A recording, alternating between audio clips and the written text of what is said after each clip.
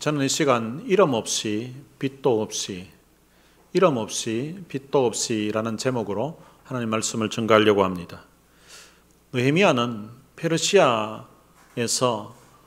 왕의 술 맡은 관원으로 일하고 있던 중에 유다에 있는 동생으로부터 소식을 전해 들었습니다. 그 소식은 유다에 남아있는 사람들이 큰 환난을 당하고 있고 능욕을 당하고 있다는 것입니다. 그리고 예루살렘 성은 허물어지고 그리고 성문은 불탔다는 소식을 들었습니다. 그 소식을 듣고서 너무 마음이 아파서 앉아서 울고 수일 동안 슬퍼하면서 기도하던 중에 자기가 예루살렘으로 가서 무너진 그 성벽을 건축해야 되겠다는, 재건해야 되겠다는 그런 마음이 들게 되었습니다. 그래서 그 일을 놓고 하나님 앞에 기도한 후에 페르시아의 아닥사스다 왕에게 이제 청원을 하여서 유다의 총독으로 임명을 받게 되고 그리고 성벽을 쌓게 될 그 재정을 후원받게 됩니다. 성벽 건축을 위해 예루살렘에 돌아와서 백성들의 마음을 모아서 함께 성벽을 쌓기 시작하는데 외부적으로 산발락과 도비아, 게셈 같은 그런 반대하고 방해하는 그런 세력들이 있었음에도 불구하고 그리고 또 내부적으로는 경제적인 어려움과 그리고 적들과 내통하는 그런 세력이 있었음에도 불구하고 특별한 하나님의 은혜로 52일 만에 성벽을 완성하게 되었습니다. 그 성벽을 완성하고 난 다음의 일이 7장에 기록되어 있습니다. 7장 앞부분에 보면 느헤미야가 사람을 세웁니다. 문지기와 그리고 노래하는 사람들과 레위 사람들을 세웁니다. 그래서 이제 문지기로 하여금 문을 지키게 하고 노래하는 사람들로 하여금 이제 하나님을 찬양하는 그런 일을 하게끔 하고 레위인들로 하여금 이제 성전에서 하나님을 섬길 수 있도록 그렇게 하기 위해서 그들을 세웠습니다. 그리고 예루살렘을 다스릴 사람을 세워서 예루살렘을 다스리도록 그렇게 했습니다. 그리고 또 한 가지 이제 성문을 열 때에 해가 높이 뜨고 나면 이제 그때 열 수 있도록 그러니까 너무 일찍 또 열지 못하게 하고 그리고 또 다른 평상시보다는 좀 아직은 위험한 그런 상황이라서 일찍 문을 닫도록 그렇게 조치를 취했습니다.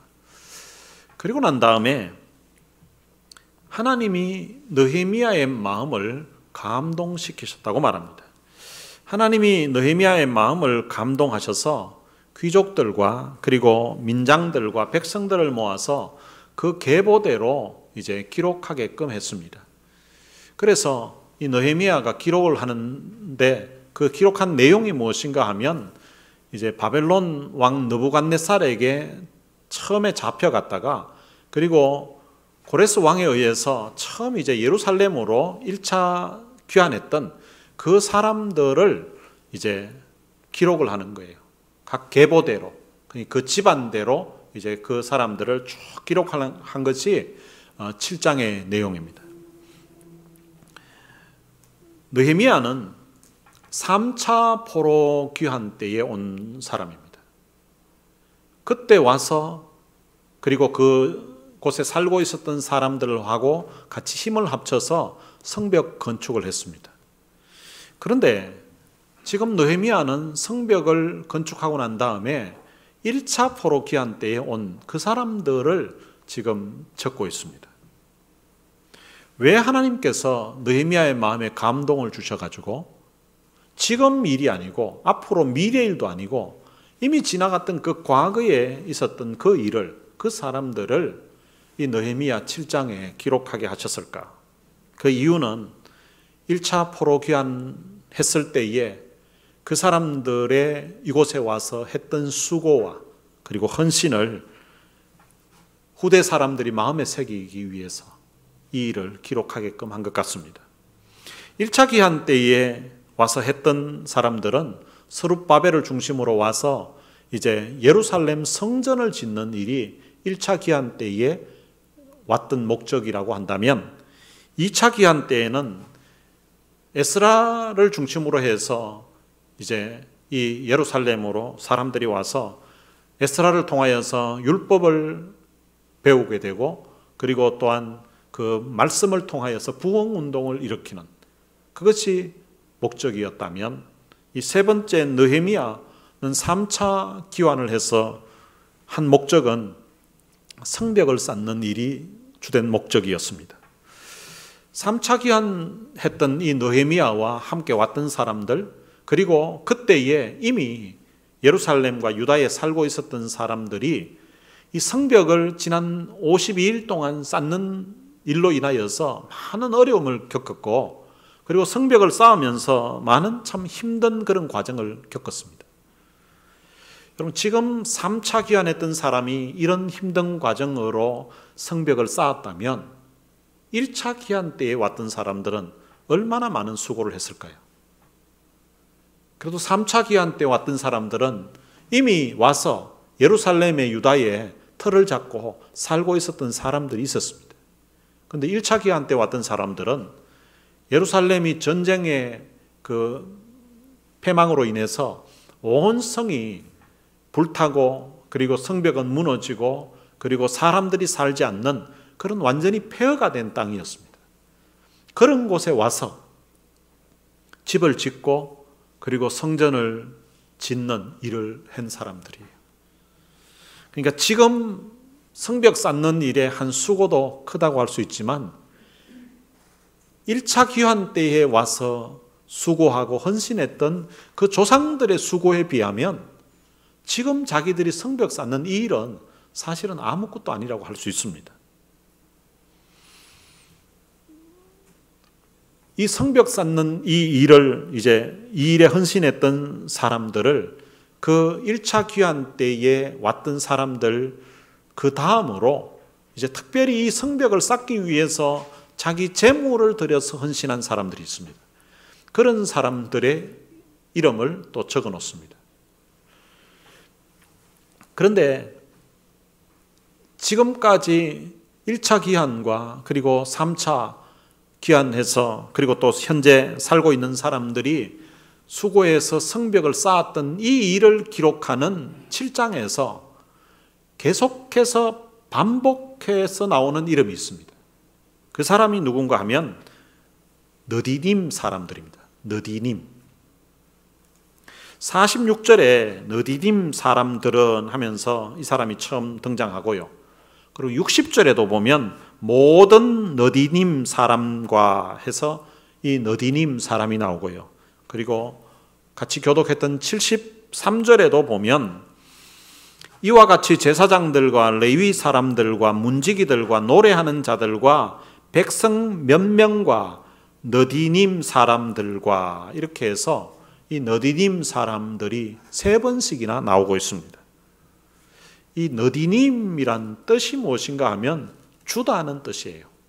주어진 사람들이라는 뜻입니다. 느디님 사람들은 성전에서 봉사하는 그 제사장들과 레위인들을 위해서 그들에게 주어진 사람들입니다. 다른 식으로 표현하면 성전에서 허드렛 일을 하기 위해서, 성전에서 나무 패는 일, 그리고 물 깃는 일, 이런 힘든 일을 하기 위해서 제사장과 레위인들이 시키는 그런 일을 하도록 주어진 그런 하나님께 바쳐진 사람들, 하나님께 바쳐진 종, 노예들이 바로 이 느디님 사람들입니다. 이 사람들의 기원을 보면 이 사람들은 전쟁 포로에서 기원이 되었습니다. 느디님 사람들의 처음 시초는 기브온 사람들입니다. 출애굽했던 이스라엘 백성들이 광야를 지나서 이제 여리고 성을 함락시키고 그리고 아이성을 정복했습니다. 그런데 이 소식이 가나안에 살고 있었던 그 원주민들에게 전달되었습니다.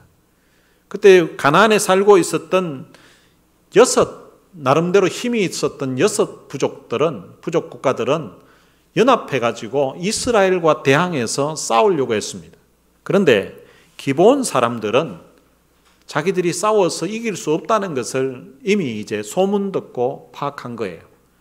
그래서 이제 꾀를 내어 가지고 이미 하나님께서 여호수아를 통하여서 이 모든 족속들을 다 멸하라는 사실들을 자기들이 알고 자기들이 여기 있는 원주민이 아닌 것처럼 이제 위장을 했습니다. 위장을 하고 변장을 해가지고 자기들은 마치 먼 곳에서 이들을 방문한 것처럼, 이들을 찾아온 것처럼 그렇게 변장을 합니다. 그래서 헤어진 그 전대와 그리고 헤어지고 찢어져 기운 가죽 부대, 그리고 낡아서 기운 신을 신고 낡은 옷을 입고 마르고 곰팡이가 펴 있는 그 떡을 준비해 가지고 여호수아를 찾아왔습니다. 근데 여호수아인데 찾아와서 우리는 먼 나라에서 왔다고, 그리고 우리와 같이 조약을 맺자고, 우리가 같이 계약을 맺자고 이렇게 이야기를 했습니다. 근데 이스라엘 사람들이 보니까 이 사람들이 여기 가나안 원주민처럼 생긴 거예요. 그래서 우리는 당신들이 누군지도 잘 모르는데 조약을 맺을 수 없다고 그렇게 처음에는 이야기했습니다. 그랬더니 이 사람들이 눈치가 빨라서 그런지 최고 높은 사람이 누군지 파악을 해가지고 여호수아에게 찾아갔습니다. 여호수아에게 찾아가서 여호수아에게 우리는 당신들의 종입니다. 너희는 누구냐? 어디서 왔냐고 여호수아가 물으니까 우리는 당신의 하나님, 당신들의 하나님 여호와의 그 이름을 듣고서 우리가 먼 나라에서, 심히 먼 나라에서 왔습니다. 우리가 이미 소문을 들었습니다. 애굽에서 하나님이 어떤 일을 행하셨는지, 그리고 요단 동편에 있는 그 아모리 사람의 두 왕들, 헤스본 왕과 그리고 바산 왕에게 행하셨던 그 모든 일들을 우리가 다 들었습니다. 그 소문을 듣고서 우리가 사는 지역의 그 장로들과 그리고 주민들이 저희들을 대표로 보냈는데요. 가서 찾아뵙고 우리는 당신의 종이라고, 우리가 화친을 하자고. 그러니까 종으로 받아달라는 거예요. 동등한 어떤 이런 입장이 아니라 우리는 당신의 종입니다 하면서 받아달라고 해서 저희들이 왔습니다 라고 했습니다. 그러면서 자기가 가지고 왔던 음식들을 이제 여호수아와 이스라엘 백성들에게 주었습니다. 그러면서 우리가 가지고 올 때는 이게 아주 뜨거운 음식이었는데, 그런데 먼 거리를 오다 보니까 이게 다 지금 곰팡이가 펴가지고 얼마나 멀리서 왔는지 짐작하시지 않겠습니까? 이거 음식 보면 하면서 자기들과 화친하기를 원했습니다. 그때에 이 사람들이 정확하게 파악하지도 않고 그리고 하나님께 여쭤보지도 않고 그들과 화친을 맺게 됩니다. 그런데 화친을 맺고 난 다음에 3일이 지났습니다. 3일이 지나서 이 땅을 정복해 가는데 보니까 지난번에 화친을 맺었던 그 사람들이 있는 거예요. 그래서 이스라엘 안에서는 지금 난리가 났습니다. 지금 모든 가나안 족속들을 다 멸하고 죽이는 그런 상황인데 지난번에 화친을 맺었던 그 사람들이 있는 거예요. 그래서 여호수아와 족장들이 다 모였습니다. 이거 어떻게 해야 되냐 이거죠. 우리가 하나님의 이름으로 화친을 맺었기 때문에 이 사람들은 죽일 수 없다는 것이 결론이 났습니다. 그러면 이거 어떻게 해야 되냐고 여호수아에게 오니까 여호수아가 왜 당신들이 우리를 속였냐고. 당신들은 속였기 때문에 우리의 종이 되어야 된다. 그리고 여호와의 성전에서 나무를 패고 그리고 물을 깃는 그런 종이 대대로 돼야 될 거라고 이렇게 이야기했습니다. 그랬더니 이 사람들이 자기들을 더 낮춰가지고 우리가 모세를 통하여서 이 모든 땅을 정복하고 그리고 이곳에 있는 모든 사람들을 멸하라고 하는 그 사실을 저희들이 들었습니다. 그래서 저희들이 목숨을 잃을까 두려워서 그렇게 거짓말을 했습니다.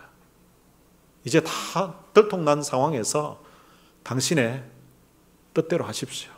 우리 죽이든지 살리든지 당신의 뜻대로 하시라고. 그렇게 했더니 여호수아가 보면 조금 마음이 약해요. 그래서 여호수아가 백성들에게 이 사람들을 죽이지 못하게 합니다. 그 대신 이 사람들은 앞으로 여호와의 성전에서 장작 패고 물 깃는 그런 종으로 대대로 살도록 그렇게 했습니다. 이 사람들이 바로 느디님 사람들입니다. 이 느디님 사람들이 그 이후로 계속해서 이제 성전에서 장작 패는 일, 그리고 물 깃는 일을 하게 됩니다. 여러분, 이 장작 패는 일과 그리고 이 물 깃는 일은 종들 중에서도 그 서열이 가장 낮은 종들이 하는 일이에요. 이 장작, 나무를 패는 일은요, 이거 힘을 써야 됩니다. 그래서 아주 힘든 일이죠. 계속 나무를 패려고 하면. 그리고 물 깃는 일도 우리는 그냥 집에서 수도꼭지만 털면 물이 나오지만 이 사람들은 물을 길어 올 때에 이 물을 먼 곳에서 물을 길어 와야 됩니다. 그리고 가나안 땅에는 이 물이 그다지 많지는 않습니다. 한 마을에, 한 동네에 그냥 우물 하나 있고 이렇습니다. 그것도 동네에서 한참 나가야 있다든지 이런 경우도 있습니다. 물 길으러 한참 가야 되고요. 그리고 또 우물도 이게 엄청 깊습니다. 제가 어릴 적에 제가 시골에서 자랐는데 저희 집에도 우물이 있었습니다. 저희 집에 있었던 우물은요, 위에서 딱 보면 한 2m만 보면 그 물이 있습니다. 물떠기도 아주 쉽습니다. 근데 비가 오고 이러면은 물이 그냥 거의 그냥 손으로 뜰 수 있는 그런 상황입니다. 근데 이스라엘의 우물은 그렇지 않습니다. 낮은 게 한 50m 되고요.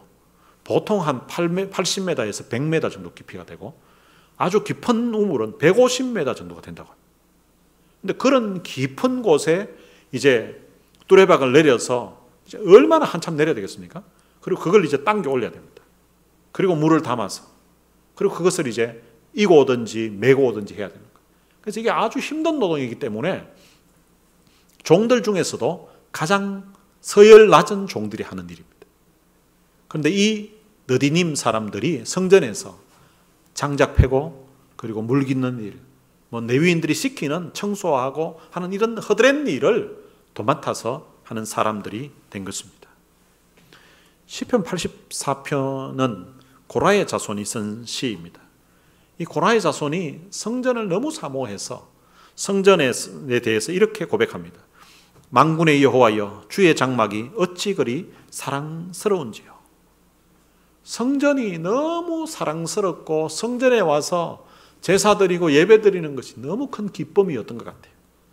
그래서 내 영혼이 여호와의 궁정을 사모하여 쇠약하며, 성전을 너무 사모해서 몸이 쇠약해질 정도로 그렇게 성전에 가기를, 성전에 있기를 사모했다는 것입니다. 내 마음과 육체가 살아계시는 하나님께 부르짖나이다. 나의 왕 나의 하나님 만군의 여호와여, 주의 제단에서 참새도 제 집을 얻고 제비도 새끼둘 보금자리를 얻었나이다. 참새도 제비도 바로 이 주의 집에서 성전에서 보금자리를 얻는 것처럼 바로 내 영혼이 이 성전에 와서 제사 드리고 성전에 와서 하나님 앞에 예배 드리면서 얼마나 큰 위로를 받고 은혜를 받는지 성전에 있는 것이 너무 좋다는 거예요. 얼마나 좋은가 하면 10절에 보면 주의 궁정에서의 한 날이 다른 곳에서의 첫날보다 나은 자. 세상에서 첫날 사는 것보다 하나님의 전에서 하나님 앞에 예배드리고 찬양하고 말씀 듣고 은혜 받는 그것이 세상에서 첫날 살았는 것보다 한날 주님 앞에서 주님의 전에서 살았던 것이 더 기쁘고 더 감사하고 더 큰 은혜가 되었다는 것입니다. 그래서 이 고라의 자손이 고백하기를 악인의 장막에 사는 것보다 내 하나님의 성전 문지기로 있는 것이 좋사오니, 이런 고백을 합니다. 악인의 장막, 죄짓고 악하게 사는 그 부유한 집에서 사는 것보다 성전에서 노예 생활하고 문지기 생활하고 종으로 사는 그것이 내게는 더 큰 축복이요, 더 큰 은혜요, 더 너무 좋은 일이라고 이렇게 고백하고 있습니다. 어쩌면 이 고라의 자손의 고백처럼 느디님 사람들은 악인의 장막에 거하는 것보다, 세상적인 어떤 북이나 이런 것보다도 성전에서 비록 자기들이 물을 깃고 성전에서 나무 패는 일을 하면서 사는다 할지라도 이곳에서 하나님 앞에 예배드리며 하나님의 임재를 경험하며 하나님의 말씀을 듣고 하나님의 그 찬양을 들었고 부르면서 사는 그것이 자기들의 인생의 큰 축복이요 은혜라는 그런 고백을 하면서 살았던 사람들입니다. 이스라엘 사람들의 경우에는 애굽 땅에서 그들이 구원을 받습니다. 구원받을 때에도 특별한 하나님의 은혜, 하나님의 능력을 그들이 경험합니다. 10가지 재앙을 통하여서 하나님의 살아계시다는 것을 그들의 눈으로 확인을 합니다. 그리고 그들이 애굽을 나와서 홍해를 건너는데 홍해가 갈라지고 그 갈라진 그 사이로 마른 땅을 밟고 홍해를 건넜습니다. 그리고 자기들을 추격해오던 그 바로의 군대가 이제 바다 한가운데 왔을 때에 다시 물이 원위치 됨으로 말미암아 그곳에서 바로의 군대가 다 죽게 되는 광경을 그들이 보았습니다.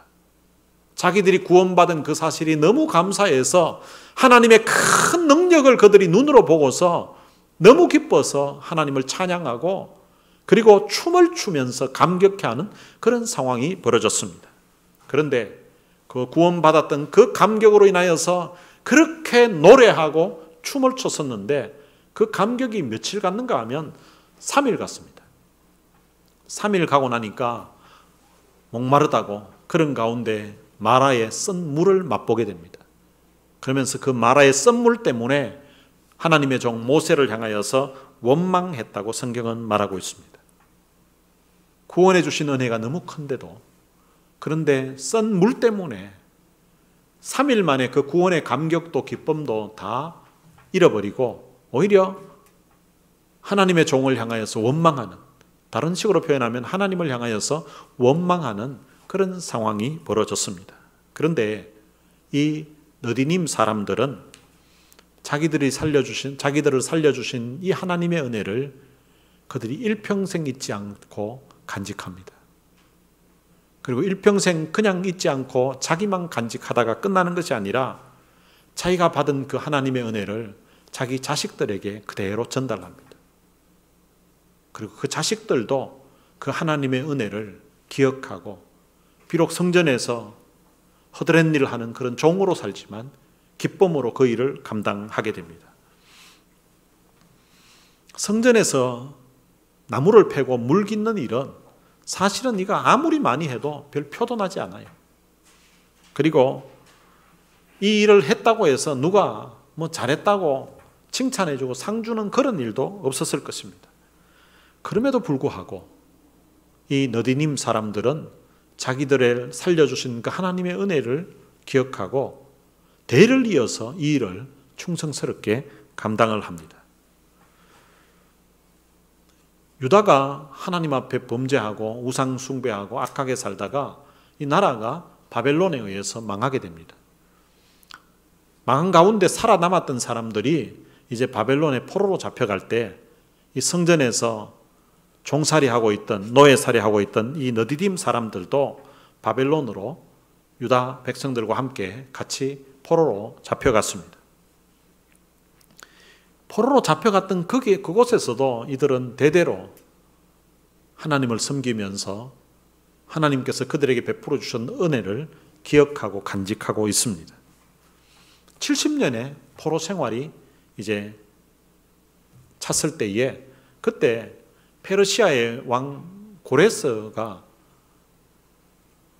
이 바벨론을 정복하고 통치하게 되면서 이제 그들로 하여금 자유를 줬습니다. 본국으로 돌아가서 여호와의 성전을 지으라고. 그리고 그 성전에서 하나님을 섬기면서 그리고 자기와 자기 아들을 위해서 기도하도록 이제 그들을 돌아가도록 자유를 줬습니다. 그런데 이때 이제 스룹바벨이라는 이 지도자를 통하여서 이제 유다 백성들이 이제 본국으로 1차 귀환을 하게 됩니다. 이때 1차 귀환했던 귀환자 숫자가 42,360명이었습니다. 그런데 그때에 남종과 여종이 같이 귀환을 하게 되는데요. 그 숫자가 7,337명이 귀환했다고 합니다. 그때 제사장들은 몇 명 귀환했는가 하면 제사장들은 4,289명이 귀환을 했습니다. 그리고 레위인들은 몇 명이 했는가 하면 341명이 귀환했습니다. 제사장들과 레위인들, 이게 다 레위 지파 사람들이에요. 그런데 이 사람들 다 합친 것보다도 남종과 여종, 이 사람들이 바로 너디님 사람들이에요. 이 사람들이 훨씬 더 많이 본국으로 돌아갔습니다.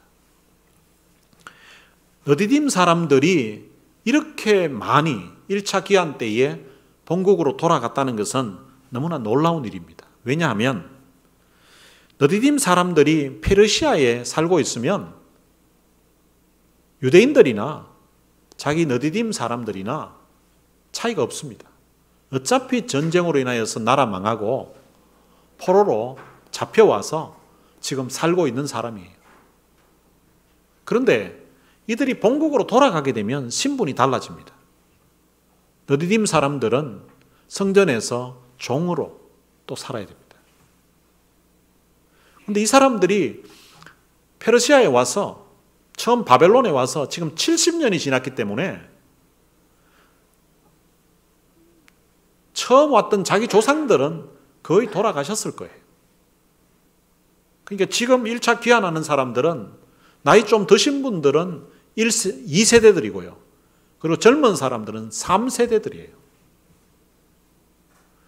이 사람들은 이미 태어나기를 바벨론에서 태어났고 거기에서 지금 집도 있고 거기에서 지금 삶의 터전이 다 갖추어져 있는 사람들입니다. 그런데 이들이 예루살렘으로 돌아가게 되면 이제는 성전에서 종으로 살아야 됩니다. 그럼에도 불구하고 이 너디딤 사람들은 본국으로 엄청난 숫자가 돌아갔다는 것입니다.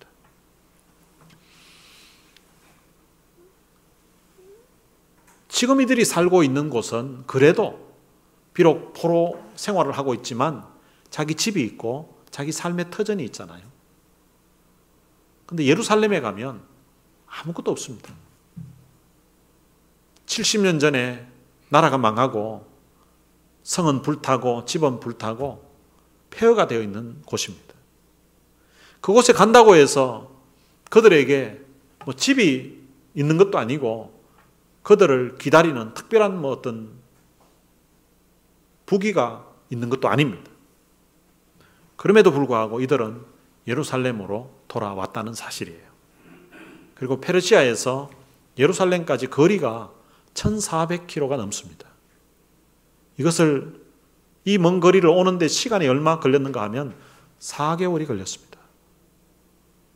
그럼 4개월을 비행기 타고 여행한 게 아닙니다. 차를 타고 여행한 게 아니에요.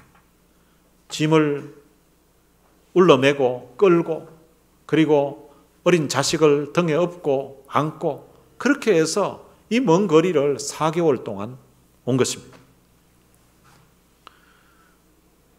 바로 이 사람들이 바로 너디딤 사람들이 그렇게 왔다는 것입니다. 그러면은 1차 기한 때에 페르시아에 살고 있었던 유대인들이 다 왔는가 하면 그렇지 않았습니다. 자원하는 사람만 온 거예요.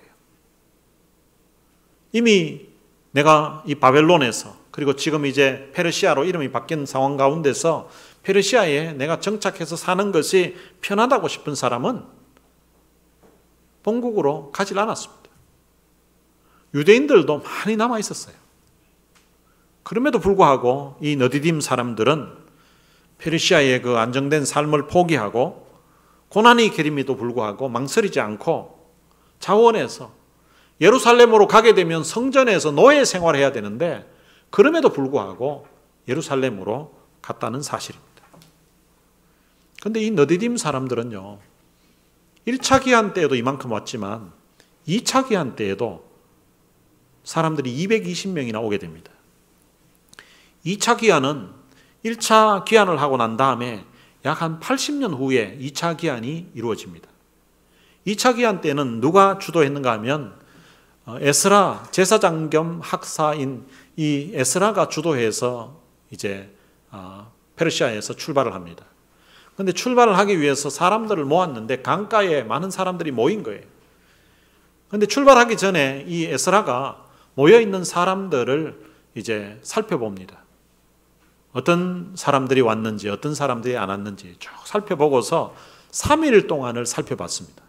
여러분 3일 동안 살펴봤다고 하면 사람이 얼마나 많았길래 3일 동안 살펴보고 이제 없는 사람을 찾았는데요. 보니까 레위인이 한 사람도 없는 거예요. 레위인이. 그리고 또 없는 사람들이 있었는데 느디님 사람들이 보이지 않았습니다. 그래서 에스라는 출발하지 않고 사람들을 보내어서 레위인들과 그리고 느디님 사람들을 찾게 됩니다. 그래서 느디님 사람 220명을 찾았습니다. 그리고 그 사람들과 함께 이제 본국으로 2차 귀환을 하게 됩니다. 1차 귀환의 목적은 성전을 건축하는 것이 목적이었다면 2차 귀환은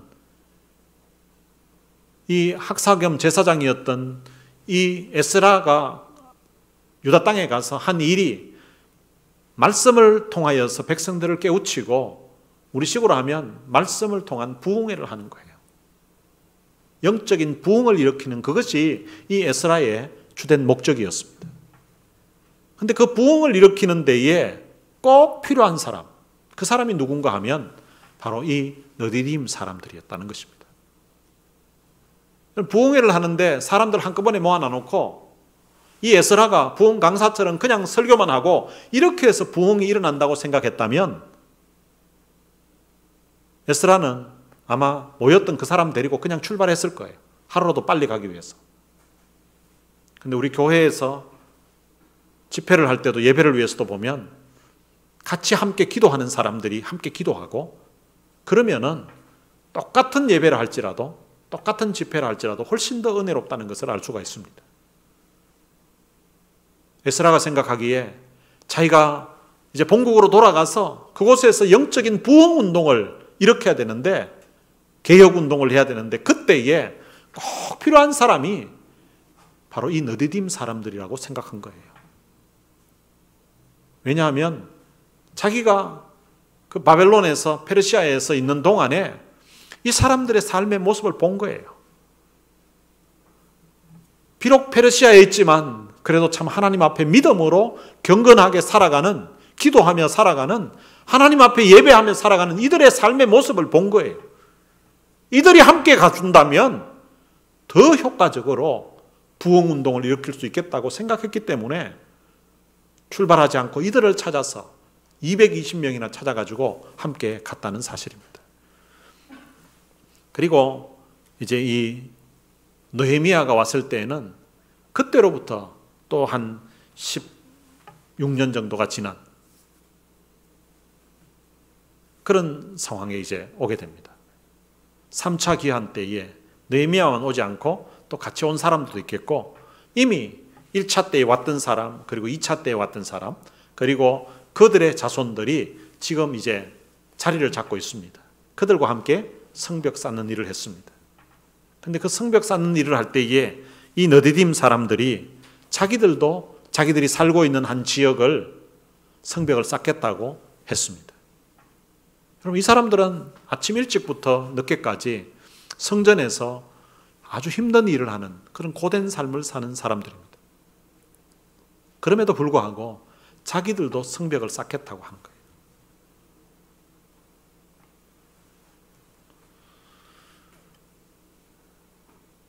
이들이 왜 이렇게 하나님 앞에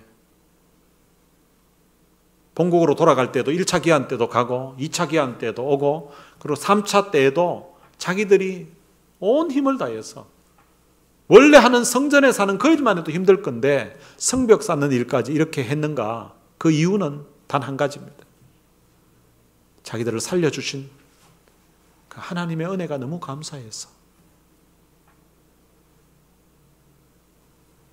가나안 원주민들이 다 멸망하고 다 죽었는데 자기 조상들을 살려주셨던 그 하나님의 은혜가 감사해서 그 하나님의 은혜를 기억하면서 오늘 우리가 이런 곳에서 참 좋은 사람 만나서 웃으면서 한 날을 보낼 수 있었던 것도 그때 하나님이 우리 조상들을 살려주셨기 때문에 그때 하나님이 우리를 살려주셨기 때문에 우리에게 이런 좋은 날이 있는 거라고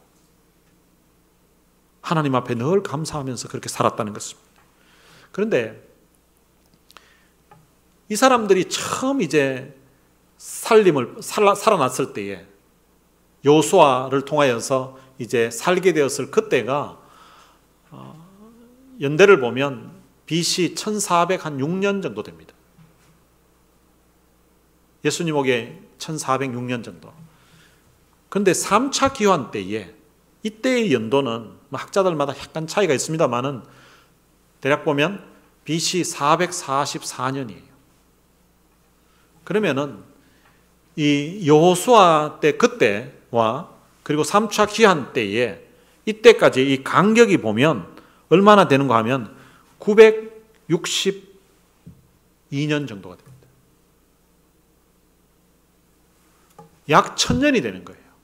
1000년의 세월 동안 그 부모님의 그 신앙을 자식들에게 그 신앙을 또 그 다음 세대에게 1000년이 지나도록 이것을 계속 전달한 거예요. 여러분, 사실 부모님이 가지고 있는 그 신앙을 당대 자식에게 전수하기도 이거 쉬운 일이 아니잖아요. 그런데 이 신앙을 1000년이 가도록 하나님 그들을 살려주셨다는 이 은혜에 대한 감사와 이 감격을 가지고 살아갔던 사람들입니다. 이스라엘 백성들과 느디딤 사람들을 한번 비교해 보면요, 이스라엘 백성들은 애굽에서 구원을 받았습니다. 느디딤 사람들은 가나안 그 땅에서 이제 멸하지 않고 구원을 받았습니다. 이스라엘 백성들은 구원을 받고 참 감사하고 감격했지만 그 구원의 기쁨이 3일 지나고 나니까 원망하는 소리로 나왔습니다. 그런데 이 느디딤 사람들은 그 구원받은 그 감격을 일평생 동안 간직합니다. 그런데 자기만 간직할 것이 아니라 자기 자녀들도 똑같은 신앙으로 그 감격으로 살도록 만듭니다. 이스라엘 백성들은 가나안 땅에 살면서 풍요해지고 배가 부르면서 하나님의 은혜를 잊어버리고 범죄하며 악하게 살아갑니다. 하나님을 떠나갑니다. 그런데 이 느디딤 사람들은 그 하나님의 은혜를 계속해서 간직하고, 심지어는 바벨론 포로로 잡혀갔음에도 불구하고 그곳에서도 하나님의 은혜를 기억하고, 학사 에스라가 봤을 때에 자기가 본국으로 돌아가서 부흥운동을 하는 데에 이 사람들은 꼭 필요한 사람이라고 생각될 정도로 이 사람들은 그곳에서도 믿음으로 살았던 사람입니다. 그리고 하나님이 그들을 부르신다고 할 때에 1차 포로 귀환 때에도 하나님의 성전을 건축하는 일이라면 우리가 가야지. 그리고 2차 귀환 때에 그 부흥 운동을 위해서라면 우리가 가야지. 그리고 3차에서 성벽 쌓는 일을 할 때에도 원래 자기들이 하는 일이 있음에도 불구하고 성벽 쌓는 일 우리도 하겠습니다 해서 자기들의 마음을 쏟아서 성벽을 쌓게 됩니다. 이런 사람들을 73절에 보면 이와 같이 제사장들과 레위 사람들과 문지기들과 노래하는 자들과 백성 몇 명과 느디딤 사람들과 온 이스라엘 자손이 다 자기들의 성읍에 거주하였느니라. 온 이스라엘 사람들이 다 자기들의 성읍에 거주했다는 것입니다. 이제는 당당하게 이 느디딤 사람들도 자기들의 성읍을 하나님이 주셨다는 거예요. 거기에 자기들도 족장을 세우고 이제 자기들끼리 살 수 있도록 이제는 당당하게 유다 백성으로, 이스라엘 백성으로 살 수 있도록 하나님이 은혜를 베풀어 주셨다는 것입니다. 그런데요, 이게 온 이스라엘 사람들 앞에 느디딤 사람들을 기록해 놓고 있습니다. 성경에서는 이거 순서가 이게 아주 중요합니다. 온 이스라엘 백성들, 거기에는 귀족들도 있을 거고 민장들도 있을 거고 아주 영향력 있는 그런 지파들도 있을 건데 그 사람들 앞에 이 느디딤 사람들이라고 기록하고 있고요. 그리고 이 7장에서 다른 부족들은 이렇게 반복해서 이야기하지 않는데 3번씩이나 반복해서 느디딤 사람들을 기록하고 있다는 사실입니다. 이 말은 하나님이 이들의 수고를 기억하고 계시고 이들의 헌신을 기억하고 계시고 하나님이 이들에게 은혜를 베풀고 계신다는 사실입니다. 이들은 그 당시에 성전에서 종으로 일했기 때문에 이름도 없이 그렇게 살았을 거예요. 당대의 대제사장 이름은 아마 백성들이 거의 다 알았을 거예요. 그리고 제사장들 중에서도 영향력 있는 유명한 사람들은 아마 상당수가 알았을 거예요. 그러나 성전에서 허드렛 일을 하면서 살아가는 이 너디딤 사람들은 야 이리 와, 야 너 이런 식으로 불렀지 이름도 성도 아마 모르는 그런 가운데 지냈을 거예요. 이들은 이름 없이 빛도 없이 살았지만 하나님이 그들의 수고를 기억하고 계시고 하나님이 그들에게 은혜를 베풀어 주셔서 이제는 성벽 다 완성된 그곳에서 자기들의 성읍에 살 수 있는 그런 은혜를 베풀어 주셨다는 것입니다. 사랑하는 성도 여러분, 여러분들은 어떻습니까?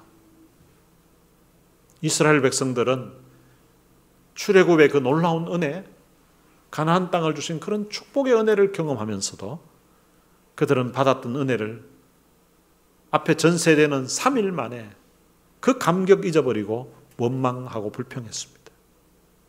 그리고 가나안 땅에 들어갔던 2세대들도 그들이 풍요를 경험하게 되면서 하나님의 은혜를 저버리고 살았습니다. 그런데 이 너디딤 사람들은 그들을 살려주셨던 그 하나님의 은혜를 가슴에서 잊지 않고 비록 성전에서 나무를 패고 물을 깃는 가장 힘든 일을 하고 허드렛 일을 하면서 살았지만 그곳에서 일하는 동안에 하나님 말씀 들으면서 은혜를 경험하고 들려오는 그 찬양 소리를 들으면서 하나님의 임재를 경험하고 그곳에서 지나면서 힘든 일도 있지만 하나님이 주시는 은혜가 위로가 더 컸던 사람들이에요. 그래서 보니까 이게 너무 감사한 일인 거예요. 남들이 볼 때는 저거 힘든 일인데 왜 저 짓 하면서 사나 싶은데 자기들은 그 안에서 너무 기쁘고 너무 감사했던 것 같아요. 그래서 그 은혜와 그 감사를 잊지 않고 자손 대대로 물려주고 있습니다. 오늘 우리들은 어떨까요? 내가 가지고 있는 이 신앙을 내 자식들도 그대로 이어받을 수 있을지 모르겠습니다. 오늘 우리의 기도가 하나님, 이 너디님 사람들이 하나님이 베풀어 주셨던 그 은혜를 간직하고 일평생 하나님 앞에 수고하고 봉사하고 살면서도 그 받은 은혜, 받은 사랑이 너무 감사해서 그 은혜를 그 자녀들에게 그대로 전수하고 그 자녀들도 똑같이 그 감격으로 하나님의 전을 섬기면서 살게 하고 그것이 1000년이 지나도록 하나님 앞에 믿음을 잃지 않고 헌신하며 섬기면서 살았던 것처럼 하나님 내게도 그런 은혜를 주십시오. 나만 예수 믿고 나만 신앙생활 할 것이 아니라 하나님 이 신앙을, 이 은혜를 내 자녀 때에도 그대로 좀 전달되게 해주십시오. 너디님 사람들처럼 내 자녀뿐만 아니라 손주 때에도 계속해서 너디님 사람들의 그 신앙이 1000년을 이어가도록 변치 않았던 것처럼 하나님 우리 가문에도 이런 은혜를 허락해 주십시오. 세월이 지나도 우리 가문이 하나님의 은혜를 저버리지 아니하고 코로나가 생기든 아니면 이것보다 더 큰 어려움이 있다 할지라도 믿음을 잃지 않고 변함없이 한결같이 하나님을 섬기는 그런 믿음의 가문 되게 해달라고 하는 그런 기도가 오늘 여러분들의 소중한 기도가 되시고 여러분들의 삶의 목표가 되시기를 주님의 이름으로 축복합니다. 오늘 들은 말씀을 생각하면서 같이 찬양하시겠습니다. 오직 주의 사랑에 매여 내 영 기뻐 노래합니다. 이 소망의 언덕 기쁨의 땅에서 주께 사랑 드립니다. 오직 주의 임재 안에 갇혀 내 영 기뻐 찬양합니다. 이 소명의 언덕 거룩한 땅에서 주께 경배 드립니다. 주께서 주신 모든 은혜 나는 말할 수 없네. 너디딤 사람들이 이런 마음으로 살았던 것 같아요. 주께서 주신 모든 은혜 나는 말할 수 없네. 내 영혼 즐거이 주 따르렵니다. 남들이 볼 때는 성전에서 허드렛 일 한다고 할지 모르지만 굳은 일 하면서 왜 그렇게 사냐고 할지 모르지만 내 영혼이 성전에서 이 수고하고 봉사하는 이것이 얼마나 큰 기쁨이고 얼마나 큰 즐거움인지 모릅니다. 주님 내게 베풀어 주신 이 은혜 생각하면서 내 삶을 드립니다. 내 삶을 송두리째 드려서 주님 섬기면서 살겠습니다라는 그런 고백이 아마 느디딤 사람들에게 있었기에 그 신앙을, 그 믿음을, 그 은혜를 천년이 가도록 간직했던 것 같습니다. 하나님, 내게도 이런 은혜를 주옵소서 하는 그런 간절한 마음으로 같이 찬양하시겠습니다.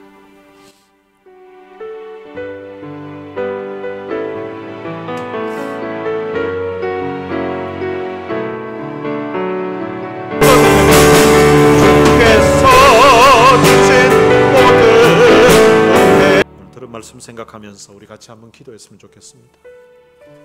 사실은 느디딤 사람들보다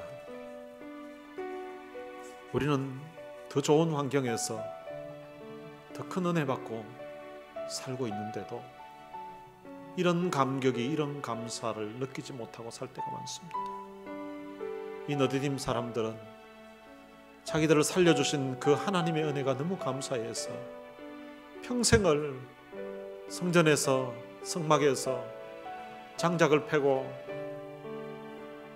물을 나르는, 물을 깃는 그런 험한 일을 하면서도 하나님 베풀어 주신 은혜가 너무 감사해서 평생을 감사로 살고 평생을 감격으로 살았습니다.